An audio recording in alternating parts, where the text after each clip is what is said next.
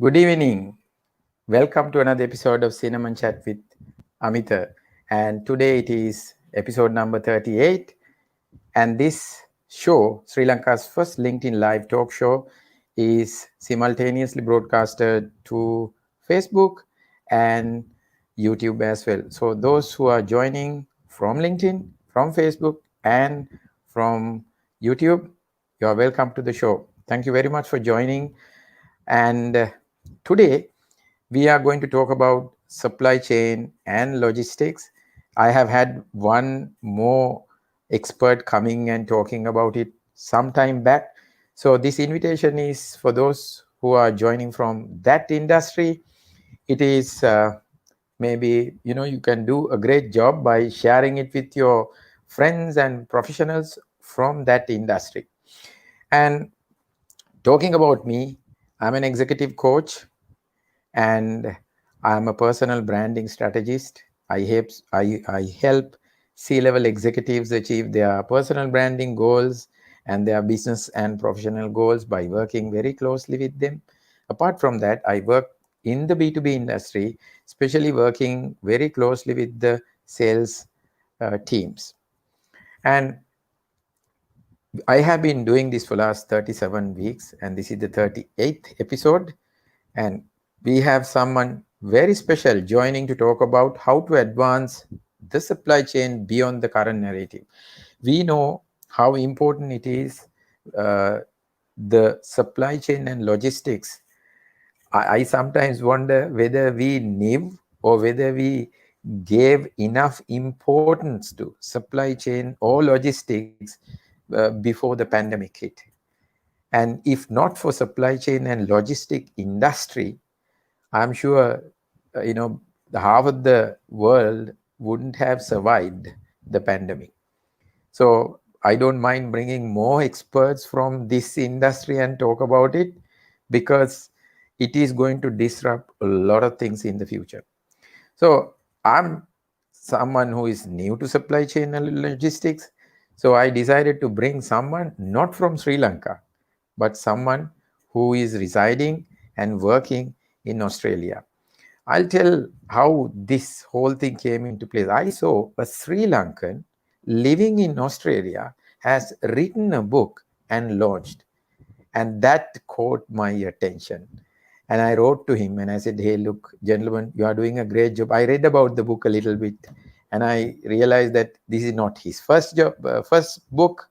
So I sent him a message, and he was humble enough to accept my invitation. But of course, it took a few weeks for him to launch his book and settle down.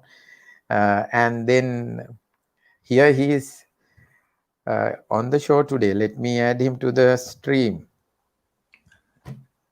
Good evening. Good evening, Amita. In fact, I should say Ayubowan, Amita. It's not very many Oh, shows that I can get on and actually say that. So glad to be on your program. wow, superb, superb. What time is it over there? It is 1 o'clock in the morning, so normally I would be sound asleep. But for you and your listeners, I've sacrificed my sleep. Yeah, thank you so very much. This It's is, okay. it's an honor to have you here. Someone who has, gone from Sri Lanka and, making our tiny island's name heard in a specific industry. I'm really proud to have you here. So let's say hi to few of our friends before we talk about you and what your book. So we have Sangeet. Thank you, Sangeet, for joining. He says hello, Amita, and we have Hello, Sangeet. Rizwan. Hi, Rishan, and we have Hamid, and that's MILT. You know what it means. Thank you very much for joining. I'm sure you will have a lot of questions to ask from Ishan. Please engage with him. Share it with your friends right now so that those who are in the industry can ask relevant questions more than me. And we have Vidusha, a top consultant in the I country. know Vidusha very well. Glad you could join Nath. and I hope you're not expecting me to say anything profound. It is 1 o'clock. It is 1 o'clock in the morning. So ask all the easy questions from me, and you can ask all the difficult questions from Amit. And Vidushi is one of the top consultants in the Absolutely. learning and development in Sri Lanka. So I consider him as a good friend, and we work, I mean, closely, I would say. We have, of course, Nadaraja. Hi, Nadaraja. Thank you very much for joining. And we also have Avishka. Thank you, Avishka, for joining. So my first question. Okay, Vidush, don't worry. We will certainly do that, it seems. Right. So, Ishan, my first question. You left Sri Lanka. That much I know. But I don't know anything about your life over here, right? I don't know whether police or someone is searching for you here, or you want to talk about your early life over here a little bit? Yeah, let's do that. And would it be okay if we have a little chat in Sinhalese? Wow. Love it. Love Right, it. right. Yes. එහෙමනම් ආයුබෝවන් කියලා ඔබව පිළිගන්නවා. I won. මොකද සිංහලෙන් කතා කරන්න හම්බ වෙන්නේ බොහෝම කලාතුරකින් බොහොම කලාතුරකින්. ඒක හින්දා අඩුම ගානේ මගේ පහුගිය විස්තර ටික මම කැමති සිංහලෙන් කතා කරන්න. මොකද ඒත් එක්කම ව්‍යාපාරික දේවල් ගැන කතා කරනකොට ටිකක් අමාරුයි සිංහලෙන් කතා කරන්න. මොකද ඒ වගේ වචන ගැලපෙන්නේ නැහැ මේ දවස්වල. ඒකින්ද අපි එතකොට කතා කරමු. මොකද ඔයාගේ ඉන්ටර්නැෂනලි ජොයින් වෙන කට්ටියටත් එතකොට පුළුවන් ඒ වගේ දේවල් අහගන්න. නමුත් අපි පොඩි කතාවක් මේ කරගෙන යමු. මේ අපගේ අපේ අතීතය ගැන. ඉතින් මම 1994 තමයි ඔස්ට්‍රේලියාවට එන්නේ. ඊට ඉස්සෙල්ලා මම සාන්ත තෝමස් විද්‍යාලයේ විදුෂ වගේ හොඳ ශිෂ්‍යයන් සමග තමයි මගේ අධ්‍යාපනය ලබන්නේ. මගේ අම්මයි තාත්තයි මගේ අනාගතය වෙනුවෙන් මගේ අධ්‍යාපනය කටයුතු කරන්න මාව ඔස්ට්‍රේලියාවට එවන්නේ 1994. ඉතින් මං හිතනවා මම ඉතාමත්ම සන්තෝෂෙන් මගේ ඉස්කෝල කාලෙත් අධ්‍යාපන කටයුතුත් ඒ දවස්වල කරගෙන ගියේ. මං හිතනවා 100% ගානකින් ගණන් කරන්න පුළුවන් මගේ මතන ජීවිතේ කිසිම ගැටලුවකින් තොරව මට කරගෙන යන්න ලැබුණා. ඉතින් දැන් හිතනකොට තමයි ඒ ගැන අපිට හිතෙන්නේ ඇත්තටම අපි ඉංග්‍රීසියෙන් කියනවා privileged life කියලා. ඒ දවස්වල අපිට හිතෙන්නේ නැහැ මේවා. ඒ වුණාට ඉතින් මම ඇත්තටම මගේ පෙර කරපු පින් වලටත් ඒ වගේම මගේ දෙමාපියෝනොත් ගුරුවරුනුත් ඒ සියලු දෙනාටම මම මේ වෙලාවේ ස්තුතිවන්ත වෙනවා. මගේ හෘදයාංගපූර්ව ස්තුතිය පිරිනමනවා මාව මේ තත්ත්වයට ගේන්න ඒ මගේ අඩිතාලම දාන්න මේ උදව් වෙච්ච එකට ගැන. I think I would struggle a little bit after that. So let's talk at least for the benefit of the wider audience. So yeah, is that enough about my background, Amita? Yeah, it's lovely. It's lovely to hear. And tomorrow morning, this particular 1 minute that you spoke will be on Facebook and on LinkedIn, so that more and more people would be interested in listening to the rest of the story. Yes. Yeah. So let me give a very quick summary, just in case if there are any international people. I grew up in Sri Lanka. Yep. I lived a privileged life that I only know now. And I studied at St. Thomas's, and that's a private school, hence the privileged life. Having studied all my schooling in Sri Lanka in 1994, I came to Australia to take my university education. Yeah, great. So after coming to Australia. Let's say you would have completed your education, and then what? Then what happened? Well, the education still continues, right? I mean, we're all learning until the day we die. But during the last year, so I studied mechatronics engineering, and mechatronics is a combination of mechanical and electronics, and that's to do with robotics, automation, and studying at the University of New South Wales. So that's a university in Sydney. We were the first batch back then to go through mechatronics. Okay.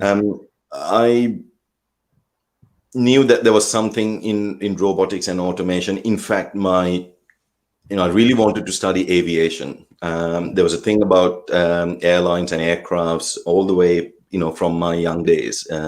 Even as a child, I really wanted to be a pilot. We won't go into that. That'll be an hour that your listeners won't get back, so we won't go into that. But I studied mechatronics.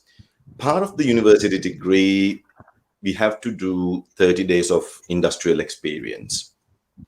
Yes. So I started working for this small, medium-sized manufacturing company here in Australia, in Sydney.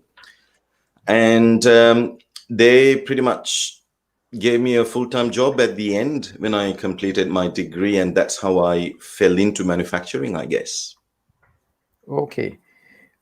So manufacturing was your first job? Yeah. Yes, it was. And as I said, I kind of just fell into it simply because I saw this little advert on the university notice board asking for this summer student. So I went in and had a look, and I was working for the operations manager who was new to that business. So this is 1998. And this is the time that Sydney was booming, looking forward to the Sydney 2000 Olympics. So everything was just booming, right? So the company was making aluminium windows and doors for residential market. The housing market was also going gangbusters. So the problem the operations manager had was the business was growing, and factories and equipment and people, as we know, are somewhat fixed. Well, I mean, the people aren't, but I mean, overall capacity is fixed to a degree. And the problem he had was he had to grow the capacity very quickly. And that's where I came in, because as we know, like with everything else, whether in your life or whether in a general business, and particularly in manufacturing, we don't run to our full capacity. There's a lot of wasted capacity. And that's what gives people like myself a job to do, something to talk about in terms of how do we harness that wasted capacity and unleash it, I guess. Yes. Yeah. So you joined that industry. Were you in the same industry in manufacturing right throughout, or you were growing into, because by now you are known as a productivity expert, as well as you advocate a lot of things into supply chain management. Right. Well, I mean, at the time, I wouldn't have called myself a productivity expert. It's just, this is my first job. And let me just explain what that industry was like so that your listeners can understand.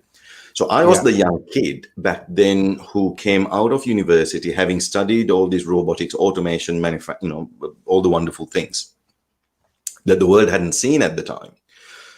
And I joined an industry where the most sophisticated piece of equipment in this factory when I joined was an electric drop saw. Now, I don't know whether your listeners would know what an electric drop saw is. It's just a large industrial electrical saw that cuts 6-meter long aluminium extrusion lens. It makes that horrible noise of as people cutting it through. And that was the most sophisticated piece of kit they had, right? So here I was, having studied robotics, automation, and everything. And I joined this company. That was the most sophisticated kit they had. And they had about 150 people in the factory. Most of them had tattoos on their hands. Not that I'm against people, but just trying to paint the picture. Every sentence they spoke started with the F word, finished with the F word. If that wasn't the case, it wasn't a sentence. And they're dealing with timber, aluminium, and glass, and most of I remember the person who was making the timber box, called the timber revealing, for the aluminium windows. You have to staple it, right? So it's all stapling it through pneumatics, so that's pressurized air. And this person would be just stapling the window to the timber reveal, and every now and then, because you're holding the window and just moving it through, right? Every now and then, one hand would move faster than the other one. He would just staple his hand to the window. Right? He would this is beyond the time when OH&S, occupational health and safety, is not as important as today, and you probably got away with a lot of things that you wouldn't today, and you wouldn't for many reasons, not only for regulatory reasons, but also it's not the right thing to do. But anyway, he would just calmly put the gun down, take a pair of pliers, pull the staple out, and then continue. I'm just like, oh my God. So that was kind of the industry that I went into. So you can imagine my horror of, what am I going to do to, improve this? But something I realized later on, much later on, people like Vidusha would have known things like this, but I didn't. It's only when I looked at my, personality profiling, whether it is your DISC or your Myers-Briggs or whatever it is, right? I had a very strong feeling and connecting with people and empathy, whatever that thing is, right? It's certainly the feeling one if you're talking Myers-Briggs. That thing is off the scale for me. And being that innate kind of strength, having that innate strength, I kind of leveraged that to the max in this factory. So I started talking to the people. I started observing what the people were doing, and I was listening to what was frustrating to them. And something told me, work with these teams and just remove the frustrations they had, and that it would be a better place, right? And of course, people complain about the management doesn't talk to us. Yes, the coffee is crap in the canteen. Yeah, you get all this BS, right? So you got to kind of move beyond the BS, and you go like, well, you know what? I can't do anything about the coffee. I can't do anything. But let me see whether we can improve the communication, right? I've yet to go into an organization that says we've got communication down pat. It seems to be this unicorn we're all chasing, right? But anyway, that was the thing that the atmosphere and the environment and the nature of manufacturing that I went into. But it worked. And of course, we know now that that is the way to go in terms of engaging employees and removing what of a lot of these losses in our factory as a way of improving productivity, as a way of increasing capacity. But I was doing continuous improvement without knowing I was doing continuous improvement. I was engaging people without knowing that I was engaging people, and I was solving problems without knowing that I was doing problem solving. So I was just kind of trying to help people simply because I was in an area that I knew very little of. That's how I started, and that's a long preamble to come to your question. Of, I didn't stay in that state for about 7 years in that company, and then moved on to food manufacturing. Yeah, I moved on to food manufacturing, and stayed in food manufacturing pretty much until I left in 2015, and started my own consulting practice. Yeah, and then before I go to the next question, I think we have Gayan who says interesting topic, and then Tamit, good evening to both of you. Okay, Tamit, good evening. Thank you very much for joining, who comes here every week. So your journey in the multinational companies and the experience compared to working in a small organization, what happened? Yeah, so I left. That company, initially I thought they were giving me a stepping stone. And as a young graduate, you would take anyone giving you a full-time job. So I certainly did. But it turned out to be more than just a stepping stone. It was a great company. They paid for my MBA, and they gave me heaps of training and opportunities and projects, and I was leading an ERP project towards the last 3 years of the 7-year tenure with that company. But I kind of painted myself to a corner. So I was kind of a big fish in a small pond. And so I had an opportunity to join a multinational company. And I did. And I started working for a company called Arnott's. Don't think it's a company that's well known in Sri Lanka. Australia's biggest biscuit manufacturer. Okay. By far. So, every if you walk into the supermarket aisle of the snacks and biscuits, they clearly dominate that aisle. It was at the time owned by Campbell's Soup company in America. So it had American parents. Okay. And I joined as a production manager for the chocolate line, so making all chocolate biscuits. In fact, a bit of trivia: it made, or still makes, what's regarded as Australia's favorite biscuit, right? And it's called the Tim Tam. So Tim Tam is this double-layered chocolate biscuit with chocolate cream inside, and coated with real chocolate. So not the crappy constructed chocolate, the real chocolate. Ishan, can you hear me? I mean, your image is kind of stuck, but I can hear your voice. Let me see. Not sure what's going. You can hear me, right? Yeah, loud and clear. But your image is stuck. Well, that's not good. Let me see if I can do something else. I'm sure your network is pretty much good. How's that? Am I back on? Yeah, it worked. It worked. Wow. Right. your technical stuff. I know little, I know bits and pieces. So, Okay. So you were talking about the biscuits. Right, the chocolate biscuits. So Australia's favorite chocolate biscuit, 2 layers of thin chocolate biscuits, cream, and real chocolate.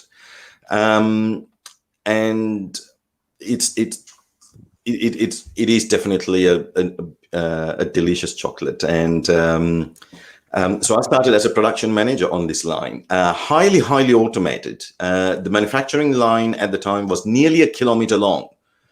For all the way from mixing through to the final case packer. We had about 35 operators and highly unionized. So, yeah, I remember the day I started, they were having an industrial dispute and they were all on the grass. They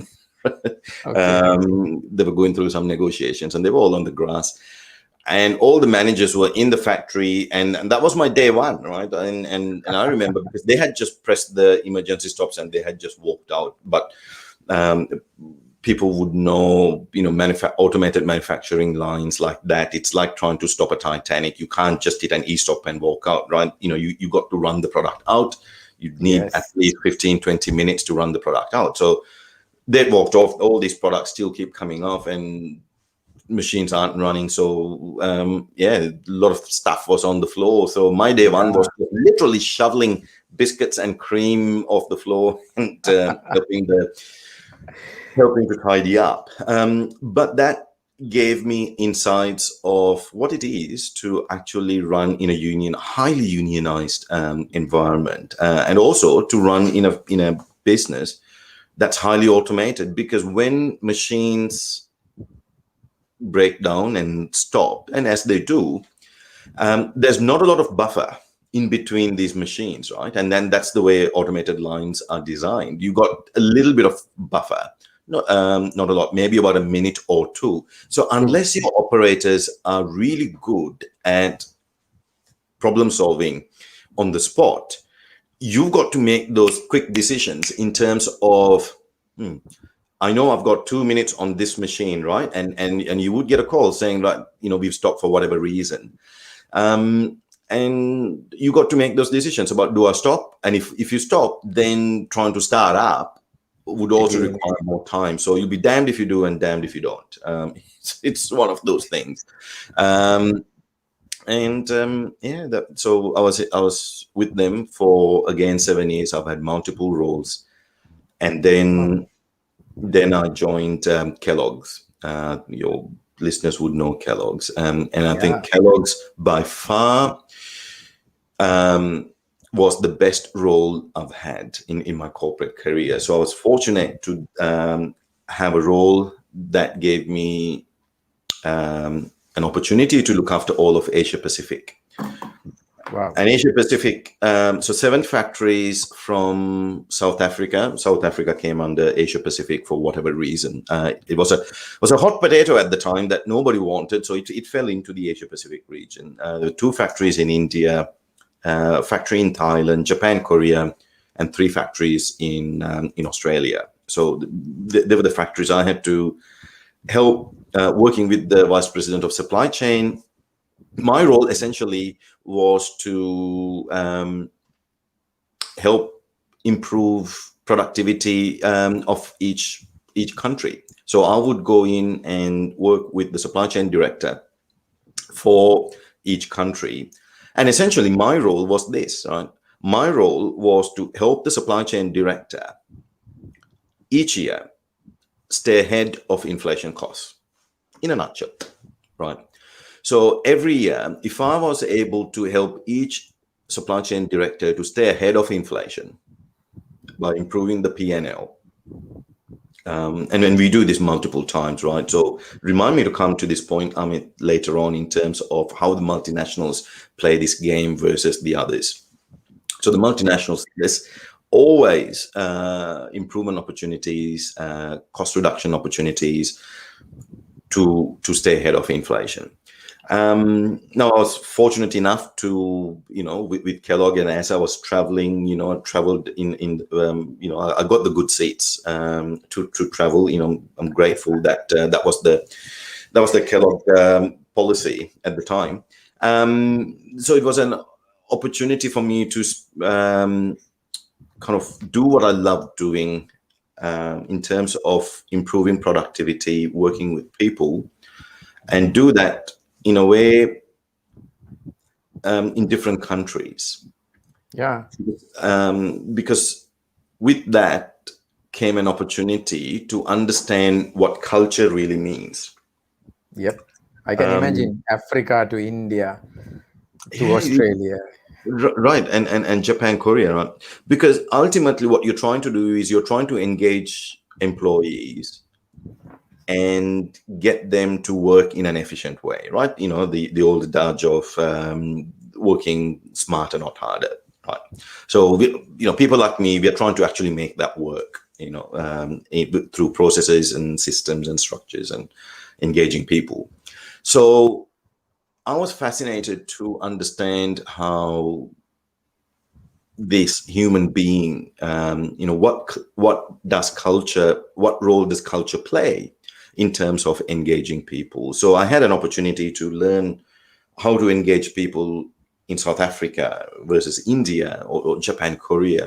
That I found really, really fascinating, and not surprising now that I've revealed what my kind of innate strengths are, and what so I tend to study people aspects. So that's, I can't even remember what question you asked, but that's kind But of you answered well. I mean, I'm amazed to see. Imagine you work with automation, and then you work with human beings, and you also have worked in many parts of the world, and then understanding culture and how to amalgamate and integrate all these parts together. and then staying ahead of the inflation, Right. adjusting things time to time, helping organizations achieve their business goals, P&L. Amazing. I'm sure you must be getting a lot of opportunities to do consultancy work as well, with vast amount of experience at such a younger age, I would say. Well, um, yes. So let me come to that, right? So yes, I'm studying. Yes, I'm working with automation and equipment, and trying to bridge this gap between humans and machines, right? So during the time when I was traveling, you know, often the person next to you would you'd ask you'd get into the polite conversation of who are you and what do you do and what are you traveling for, and you kind of get tired after a while, but you do that All whether the you're jet time. lagged or not, right? I mean, you do that to your neighbor. And people would ask, so Ishan, what do you do? And of course I would have the fancy title, yeah, I'm the operational excellence for Asia Pacific. And people go, what the heck is that? They ask it politely, right? I mean, but I know the question is, what the heck is that? And I'm going like, yeah, well, I tell like, look, my job is to reduce costs uh, in a nutshell. And then people go like, oh, so you're the guy who puts in robotics and machinery and take people out. And I'm like, no, that's not my job, because that that's engineering. That's got the capital, the capex, the capital expenses. Not me. They put the machines, and I'm the guy who goes in afterwards to kind of get the most out of the machines. And they go like, "Oh, okay, right then." You must be the person who's looking at buying cheaper ingredients and trying to reduce costs. I was like, no, that's not me either, because that's R&D, and that's procurement, and they do all that good work. Not me. I was like, what the hell is left then? What do you do? And interestingly, and particularly, this might not be true in Sri Lanka, looking at the labor costs, but particularly in Australia, if you look at the your operational margins, and if you look at the bottom end of your P&L, the biggest component is labor costs. So trying to optimize productivity and trying to reduce your labor costs, that's my sandpit that I play in. And we do that. So now that's kind of how I help businesses. Yeah. And in 2014, the good thing with flying, I always enjoyed flying. I mean, I shared that I have a little thing for airlines. To this day, which you get on a plane, which we don't do as often as we did back then.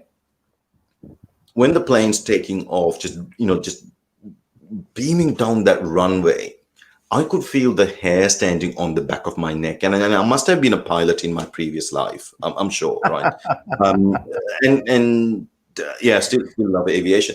But what flying gives us is those opportunities. Not just flying, right? I'm talking about hotels, planes, and lounges. They're wonderful because they give you a lot of time to think. Definitely. And I remember back in 2014, on August 25th, in particular, I was in India for a work reason, and I woke up in a hotel, and I was staring at a wall, and I was thinking, I was thinking the fact that my older boy was turning 10 that day. Oh. And that was my moment of epiphany, because I mean, he knew I was going to be away, and I had spoken with him. So I said, hey, we'll celebrate when I come back, and he was okay. But the thing is, I remember holding him with the head just in my palm and the feet not even touching the elbows, and it just felt like last week. Yeah, I know. And I remember him pushing him on his little tricycle. We were going to the local park, and that just felt like yesterday. So I Yeah. remember picking up the phone, and I was calling my wife, and I said,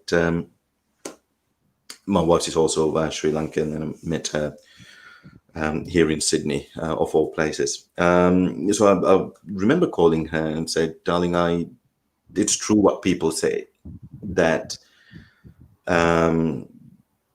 children grow up, and life is so short." And I said, "It's true, because here's 10 years gone by, and we are at midpoint of creating this family, because in another 10 years he will be 20, the younger boy We would be go. 18, right?"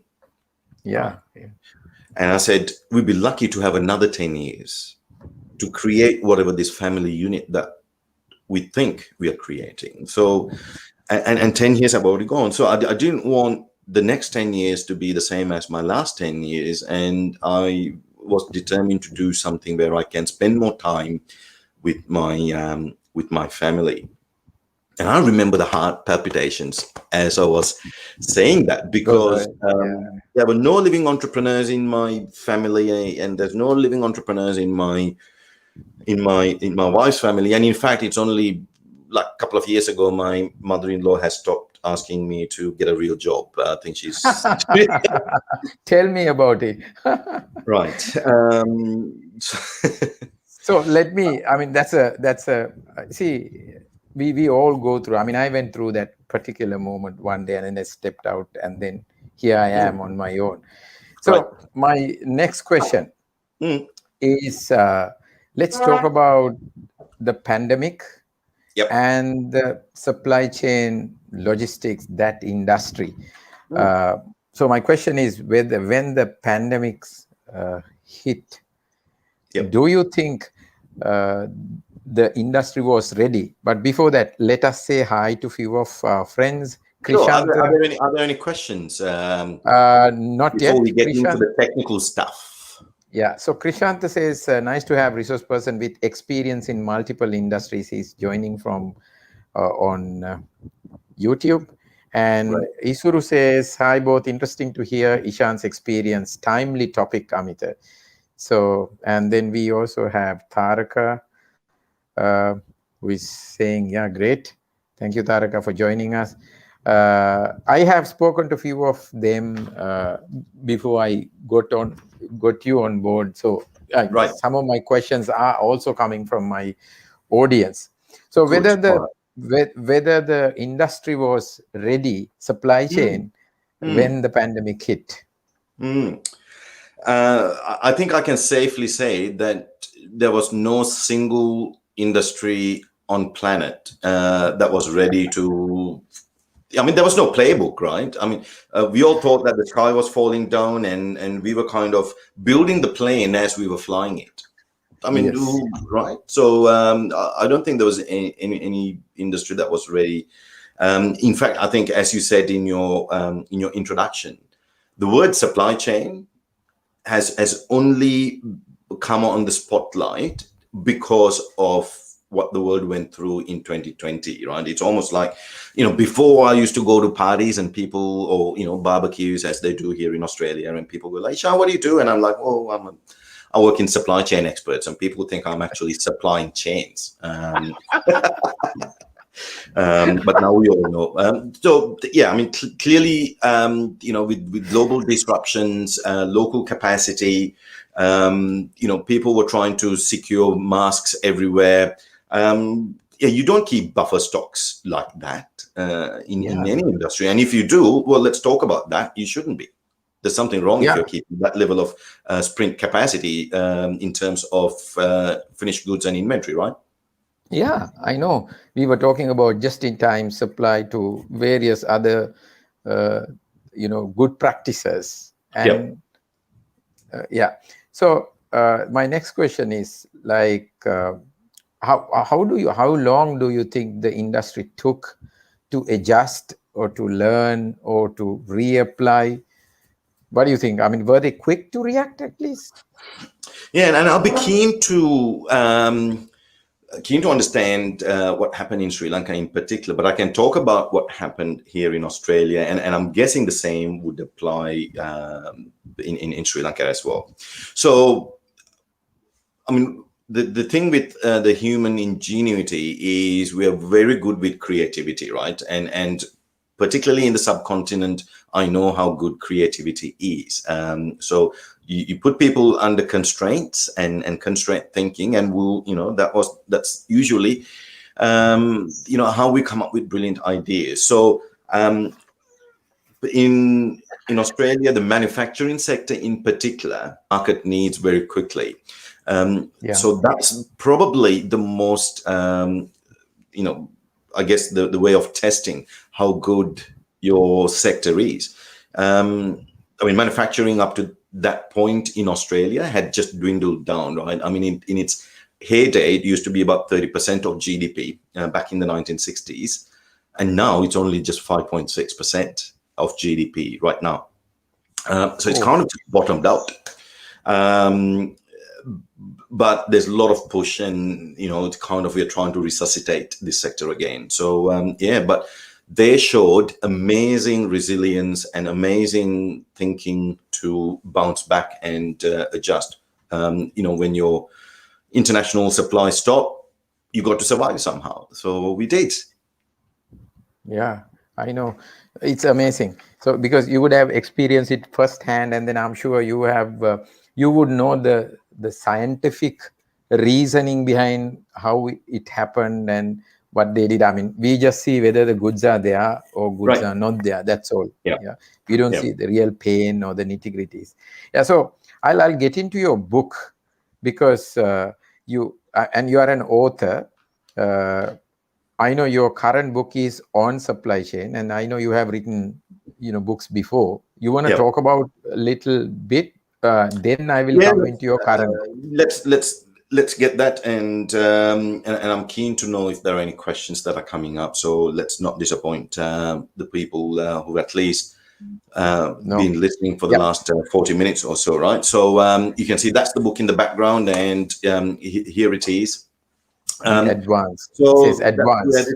This is the new baby, and the tagline is 12 essential elements to supercharge productivity and profitability. So this one came about. I mean, so remember, I had the opportunity to travel the world with my Kellogg. Now, with that came the opportunity to actually see world-class factories. And I remember, in particular, traveling to the US, and I got this opportunity to look at a Pringles factory in North America. It's one of these mega factories, 40 acres under roof with 600 employees. Probably the employee number doesn't impress in Sri Lanka, because I'm sure there are many factories with more than 600 people, perhaps 6,000 people in Sri Lankan factories. But for a factory that's highly automated and 40 acres under roof on a 120-acre block of land in Jackson, Tennessee, which is close to Gracelands, where kind of Elvis lived. In that setting, it used to be owned by Procter & Gamble at the time. Now, Procter & Gamble is one of the best businesses when it comes to supply chain maturity. The way they work, how they shift performance year on year. People study Procter & Gamble, things. So I got an opportunity to go and learn from this factory and this business. I spent about a month with multiple visits. And as impressive, and I've seen some other world-class factories. Now, as impressive as the outcome of world-class businesses, what you see is on the back end, behind the scenes, there are a lot of big programs that support that. It just doesn't happen. These are complex beasts. Now, I was quite intrigued, and that was the quest, in terms of how do I learn from the best and kind of share with the rest. That's kind of my catalyst, and I wanted to, what started back in 2013 after seeing that factory, culminated in a way of writing this book. It is a how-to guide. And my thing is, I try to simplify everything. My brain is not big enough to think of complex models and frameworks. So I tend to simplify everything. So I'd love to be able to give this book to a mid-tier manufacturing business and say, this is all my lived and learned experiences for the last 2 decades. Forget about all the jargon, forget about everything else. If you want to shift performance, if you want to shift productivity, if you want to improve and sharpen your operational margin, just follow the steps in here. There are 12 puzzle pieces, the 12 elements that are kind of plug and play. You can choose 1 or 2 elements if that's what you believe you need, or you can do all 12. So that's why I wrote the book. Yeah. Okay. So let me ask you the rest of the question. So what are you trying to address in the book, and then who should be buying this book? I mean, like, should the factory manager be buying this? I mean, when I say buy, I'm looking at the knowledge. Who should be applying this knowledge? Yeah, absolutely. If it's a generally, I want to get this into the hands of the head of supply chain or head of manufacturing. And if it's a small company, I want to get this into the hand of the general manager or the MD, right? Because if you want to, improve your performance and particularly your operational performance, you want to kind of do that in 2 ways. You want to solve 2 types of problems. The 2 types of problems are, let's say that you have a standard. The first kind of problems that you want to solve is there's a standard that you have set. Let's just say, you set a standard cost structure where the products need to cost X, right? And if the product's not being made, the actual is more than the standard cost, you have a problem. And generally that's because efficiency is lower than the standard, right? So to meet a standard cost, all the productivity metrics need to just go tick, tick, tick. And that's how you set productivity metrics, or metrics that are meaningful for the people in the factories to monitor. And this is one of the key things that we get wrong, is that we don't provide metrics that matter. So if you give the right metrics, then you would create the right culture and the right thing. So the first kind of problem is you're supposed to be operating at 88% efficiency. You're only operating at 84. Problem, because you have a gap and you're bleeding money from your P&L. So you need to kind of plug those gaps. The second kind of problem that you want to fix, you might be still hitting your standard costs. You might still be hitting your operational efficiencies. But where the future lies, or where the future direction of the business might be towards, we need to go into a new market. We want to improve a particular channel. We want to grow a particular product category.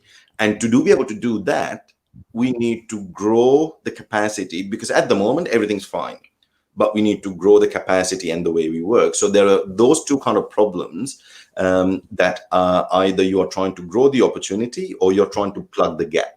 Either way, it's a gap that you need to solve. So hence the reason that I want to get this into the hands of either general managers or head of manufacturing, head of supply chain. Okay, so you were talking about these gaps, and then this book would help them identify them, and then learning from these large-scale manufacturers, multinational companies, your experience. But are you always suggesting, or are you recommending very costly, changing machinery to all those things all the time, or you have various beautiful things of, to fix these problems? Yeah, the thing with this is, so remember, I'm not the guy who brings in the automation. I'm not the guy who always buys the cheap ingredients, right? I'm the guy that basically says, you're bleeding money. There are all these opportunities that you haven't unleashed and unlocked. Let's go about in a systemic way. Now, the difference between world class is they do that in a structured way of cost reduction, of reducing costs. The way the aspiring companies or the other camp, they go about doing it in a cost-cutting approach. Now, this is not just a play on words, right? But they do that. They go about in kind of just poking this jelly of, oh, here's a project, let's just do that. Oh, here we found another opportunity, let's just do that. So it's this ad hoc nature of let's cutting the overtime, let's cut the training budget, let's cut the the color printing costs, whatever it is. It becomes this cost-cutting culture where employees aren't engaged, and it's never a fun way of doing it. But if you do it the way the big companies do it, and if you engage the people, there are a lot of opportunities. Let me give you an example. When I was with one of the businesses, the multinationals, right? I used to always, as a manufacturing manager, in this scenario, I would always find time to go and talk to the people, be on the line, understand what's going on. And again, this came from my way of learning manufacturing, like all the way back in 1998. It's always try to understand what's frustrating to your operators and what are the issues that, no matter how small they are, if you can solve, if they're small, it's easy to fix. Let's just get rid of the noise. And there are a lot of principles and theories, right? There's Herzberg theory that talks about if you remove a lot of these unpleasantries, you can at least neutralize from a way of thinking and engagement, and you are actually able to then shift beyond. But it's getting way too late to talk about that kind of stuff. But on this occasion, I was on the line, and we were running this product, and we were sprinkling cheese on these biscuits, pecorino cheese, which is quite expensive ingredient. Now, the operator, there was nothing wrong. Everything was green, right? We were running at the standard rate. We were sprinkling at the right rate. Not a problem. But in talking to this operator, he was telling me, Ishan, if we could move this cheese sprinkler from where it is, and if we could actually shift it there, you see all this stuff that we're sprinkling, and there's this excess stuff that's at the edges, and that doesn't hit the biscuits. He said we could actually recover some of that. And it's just kind of just thinking, right? And I thought, like, good point, thanks, Steve. But of course, that cheese sprinkler wouldn't fit there, so we would have to buy a new cheese sprinkler. So I went back to my office and did a bit of back of the envelope calculations in terms of what would this be. I would have to spend $20,000. The currency doesn't matter, the numbers still make sense, right? So I had to spend 20,000. Yeah. And the recoveries, the savings were nearly $250,000, right? And it's one of these no-brainer projects, right? So I mean, I would spend 20,000 any day to recover 250,000, right? I mean, it's like 1,000% ROI. On another occasion, there was an opportunity to get nearly 300,000 for zero capital investment. So these are not isolated situations and incidents, Amita. The thing is, these opportunities exist in all our businesses. What we don't do, we do two things wrong. We don't engage our employees to tap into them, to kind of unearth all these opportunities, right? We've all read about how good companies like 3M and Atlassian, they have these quarterly ideation days where employees are free to kind of do anything. It's their play day. But what happens when you're playing around is you come up with all these great ideas. Some have commercial value, some don't. Yeah. But it's these ideas that then goes into a project hopper that you can then implement in a structured way. So the first problem is people don't engage these untapped resources in a structured way. The second problem is we try to do too much. Right. We all want to do, we all want to get there, fast, and we all want to get there in a hurry, and we do too much. And at the end, we don't do much at all, not effectively. So that's what world-class companies do really, really well. Yeah. Okay. Thank you.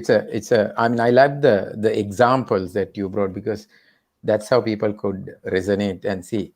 And my next question is again connected there. How have you structured the book, right, for somebody to use it in a very productive manner? Yeah. Yeah. It's got I mean the 12 elements, but it's also got, if you can see there, it's got four parts, right? Yeah. Right. Yeah. So it's got four parts, and it's a 4-circle Venn diagram where you start the journey by trying to implement your strategy. I'm not the guy to help develop strategy. I'm not a strategy expert, but I'm the guy that can help to get traction and rubber on the road. So we start with how we implement the strategies in the right way. Okay. And the other thing is, how do you solve the right problems? And in terms of keeping track of progress, how do you stay focused? Because while you're trying to solve all these problems and you're trying to implement strategies, who's keeping track? So how do you keep a pulse check and stay on track? And the last one I talk about, the last section, so they're the first three sections. The last one is about how do you bring the people along this journey. So while a business is maturing, implementing these systems and structures, don't forget your people. It's kind of like you're growing up, and you better bring your people along the journey, particularly your mid-tier managers, your frontline leaders. I have a real soft spot for these frontline leaders because, hey, there's a lot of focus on the C-suite. There's a lot of focus on our senior managers. There's a lot of MBAs. There's a lot of executive coaching. But I think there's a forgotten section of leaders, and they're the bottom end. So, and they can leverage and they can add a lot to our businesses if they can engage their teams. True. And I think the pandemic also, showed us what these frontliners are capable of. Yep, absolutely. So that's what the book is about. Yeah. So there are so many case studies, and I'm sure you mentioned one or two here. What's your favorite case study? My thing is about that unlocking part, right? I love working with businesses to be able to say, here's how to actually solve the real problem. So chapter 6 is about structured problem solving. Okay. Now the thing with problem solving is, sorry, we're good with time, yeah? So we just keep talking. Yeah, we can another 5-6 minutes, no problem. Yep, absolutely. All right. If I see the sun come up from this end in a couple of hours, then I know we'll be talking for too long. The thing with structured problem solving is, people say, Ishan, what do you mean structured problem solving? We are world-class experts with problem solving, right? All I do is solve problems every day. I go put the bag on the desk, and before I know it, it's lunchtime, and I haven't even done the first thing I wanted to do for that day. And before you know it, it's time to go home. It's not that kind of problem solving. They're the wrong problems to solve. That's because you're stuck in this day-to-day vortex, right? You're putting out fires. They're not the problems. You need to solve the real problems. And it's a little bit like, if I gave you this Rubik's Cube, you know what a Rubik's Cube is, right? It's got these 6 colors, and it's all jumbled up. I just had one here. Yeah. Right. If I gave you that, all jumbled up, you could, unless you were an expert, you could kind of find your way through, and you could perhaps fix the red color because you can see that to begin with, red had already most of the colors on one side. You could fix that, right? But the other part, the blue, green, the yellow would not be. No. But the thing is this: you all know that there is a process to actually fix all 6 colors. Yes. It's not a black art. It's actually a process. So if I could teach somebody what the process is, you too can fix all 6 colors. True. So structured problem solving is a little bit like that. Give a problem. Hey, we solve all problems in our lives. So we think we can solve problems at work as well. But we don't do that effectively. It's a little bit like, well, I've solved for one side. But if I show you this, then you would know how to solve the complete solution. So that's my favorite chapter. And I know we don't have a lot of time, but let me take 10 seconds or 30 seconds to say, I've got a lot of stories to kind of anchor the case in point for each chapter. And knowing my affiliation and my, how I love the aviation, you wouldn't be surprised if I said one of my favorite TV programs. I don't watch a lot of TV, but one of the programs, if the program's on, I'll definitely watch is air crash investigations. Okay. Look, I mean, I would even be watching air crash investigations even before getting on a flight, much to my family's dismay. But hey, that's just me. The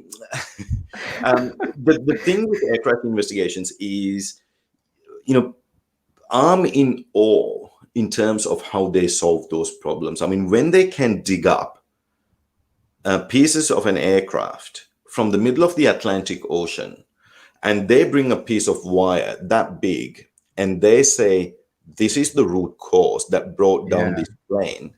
Amazing. I mean, that is real problem solving. As opposed to kind of the whiteboard problem solving we do in boardrooms. So I've always been fascinated. So I actually went and interviewed a senior air crash investigation officer in the US to find out what is their mindset, what is the framework, and then how do they think and how do they solve these problems, knowing knowing that there's always deaths and victims. How do they stay true to the cause? And that's the story that leads chapter 6, and that is by far my favorite chapter. Wow. So we have a comment from Vidusha. Absolutely agree. Getting people to really see the waste and do something about it is the key. And absolutely agree that doing too much eventually leads to nothing being done properly. Hats off. I mean, this resonates with what Vidusha does in his field of work. And then here, I guess you all agreed when you were schooling too. No, we didn't. So my last question, Ishan, for the day. How can the viewers learn more so that they need to probably, I mean, I would encourage them to buy, but then where is the book available? Don't buy, right? Here's the thing. You know how when people write a book, there's always a free chapter that people can download. And I've been the recipient of free chapters of a lot of my author friends, and I've read the free chapter and I was just going like, what the heck is this? It doesn't tell you anything. So I didn't want to be the guy giving away a free chapter that was meaningless. So what I did was create this booklet. It's a complete overview of the entire book. And I did that in kind of it's kind of got a bit of a magazine feel to it. You can read all the case studies, and there's even full text of the introductions to each of the sections. There's my full circle Venn diagram, and you can read about that's the full text for part 1, etc. You can download the PDF version if you go to advancedbook.com.au. So advancedbook, one word, .com.au. So if your listeners go to that, you will find the link is this download. Correct? Advancedbook.com.au. Very good. Yes, that is correct. So that is the link. Go there and you will find something that says download. Please connect with me on LinkedIn. And I do send a weekly newsletter, or sometimes fortnightly. Connect with me, say hello, and I should subscribe. Yes. Why haven't you? Don't worry, I'll put you onto the list. Yes, please. Yeah. Now, are there any questions? Would love to be able to answer a question before we go away. After all, people been very patiently and kindly No, there had been no questions, but as I told you, I mean, when I put the post out, there were a few questions that Got it. came to Got me, it. You've done right. which I included in my questionnaire to you. So, You're Ishan, much more efficient than I am. Well done. I've been doing this for 38 weeks, not many months. Well done. Hey, I mean, well done. I mean, that's a great record to have. Yeah, it says in social media, there's only one thing, that's consistency. You have no consistency, that's the end of the journey. So, Ishan, I mean, I would have had a much more lengthier conversation with you, but then time, and then I'm so grateful you are up 1 o'clock in the night and helping our audience. You're adding really value. Thank you so much, and I wish you all the best. I'm sure there will be a lot of collaboration from Sri Lankan side also, because supply chain is so big now. Your knowledge has to be shared in the industry. And thank you very much. I'm going to download that, and then I wish you all the best and stay safe. Yeah, and to you too, Amita, and to your listeners, thank you very much. And I would say, Ayubowan. Ayubowan. Good night. Good night.